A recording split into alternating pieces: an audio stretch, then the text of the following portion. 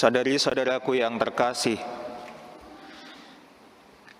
ini sekarang kita berkumpul di katedral, datang ke katedral, jujur aja ya, untuk apa ya? Semoga sungguh-sungguh untuk merayakan Ekaristi. Ya, kita belajar untuk jujur, bahkan termasuk saya juga. Karena bisa saja, ya kan ya, orang-orang zaman sekarang gitu kan, kita kan anak-anak zaman sekarang, orang-orang yang hidup zaman sekarang, bisa saja datang ke katedral, ke gereja, bukan pertama-tama untuk Ekaristi, tetapi supaya nambah konten gitu ya. Lumayan lah buat bikin konten gitu. Lagi berdoa terus ada yang motret gitu, terus posting gitu, story lagi di katedral nih, nah, gitu. Atau lagi ketemu dengan Mas Kristus maksudnya, gitu ya. Ada yang seperti itu. Sehingga kalau tidak hati-hati dalam ungkapan Injil hari ini, ya murid-murid Yesus kita itu ya, pengikut-pengikut Kristus tidak lagi dikenal dari perbuatannya, tidak lagi dikenal, oh iya pengikut Kristus karena perkataannya, tetapi karena isi media sosialnya gitu. Bisa jadi kan gitu ya, oh ya dikenal, oh ya ini orangnya baik, oh ini orangnya Kristen karena isi media sosialnya, oh ini foto lagi di gereja, oh ya lagi ziarah di sini, oh dan seterusnya.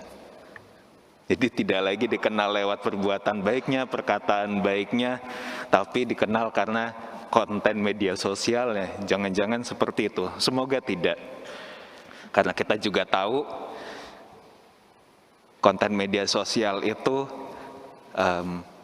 atau akun-akun media sosial itu kadang-kadang ada yang punya 2, 3 atau banyak ya. Ini yang mungkin yang senior-senior, opa-oma bisa bertanya ke anak atau cucunya begitu, kamu punya akun Instagram berapa gitu.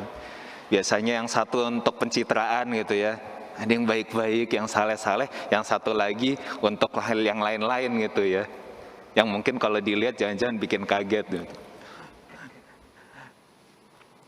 Artinya orang bisa saja menampilkan diri, termasuk romonya ya, jadi hati-hati. Termasuk romonya juga. Orang bisa saja menampilkan diri sebagai orang yang baik dan saleh, lalu oh ya karena saleh, oh ya karena apa yang dilihat, lalu oh ini pengikut Yesus, wah ideal lah, ini saya akan ikut, seperti itu. Padahal itu belum tentu, apa yang kelihatan itu belum tentu jadi patokan, jadi belum tentu yang menandakan bahwa dia itu sungguh-sungguh pengikut Kristus. Kalau dalam istilah Injil hari ini kan disebutkan bahwa yang mengikuti Kristus, yang mengasihi Kristus itu akan mengikuti perintah-perintahnya juga, yang berarti juga muncul dalam perbuatan, ya, dalam perkataan, ya, dalam pikirannya juga. Bahkan dibilang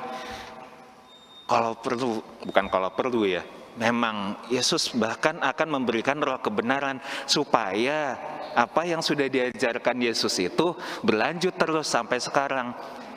Ini mulai dari zaman ketika tidak ada TikTok, ketika tidak ada Instagram, bahkan Facebook, ini jauh sebelumnya. Tetapi apa yang diajarkan Yesus itu bisa terus lestari sampai sekarang ketika kita bisa ngobrol dengan yang namanya chatbot atau berbagai macam kecerdasan buatan dan teknologi maju lainnya. Bisa terus berlanjut. Bahkan harapannya seperti itu, supaya kita tetap bisa menampilkan diri sebagai pengikut Kristus bukan karena isi media sosial kita, bukan karena stiker yang kita bagikan di grup WA begitu ya.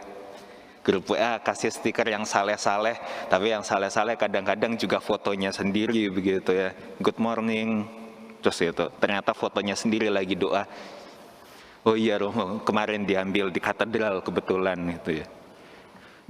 Nah, itu tidak dikenal lewat situ, tapi sungguh-sungguh lewat perkataan, lewat pikiran, dan lewat tindakan. Sesuatu yang sungguh-sungguh nyata dilakukan. Mengujinya bahkan ketika ada tantangan di mana-mana. Ada dalam bacaan pertama, ketika situasinya sedang tidak enak pun, para murid, orang-orang yang mengikuti Kristus, mereka yang mengaku sebagai pengikut Kristus, tetap berusaha konsisten melakukan apa yang sudah diajarkan oleh Yesus. Maka saudari-saudaraku yang terkasih, ini adalah PR bagi kita semua yang hidup di zaman sekarang ini. Entah tua, entah muda, entah masih anak-anak maupun sudah lanjut usia, semuanya punya PR yang sama. Bagaimana kita melanjutkan karya-karya Yesus dengan kemampuan kita sendiri, tentu saja seturut kapasitas kita masing-masing, tentu saja supaya tidak melakukan sesuatu yang justru malah di luar kemampuannya. Tapi bagaimana kita melanjutkan karya-karya Yesus itu, apa yang sudah diajarkan oleh Yesus di zaman kita sekarang ini.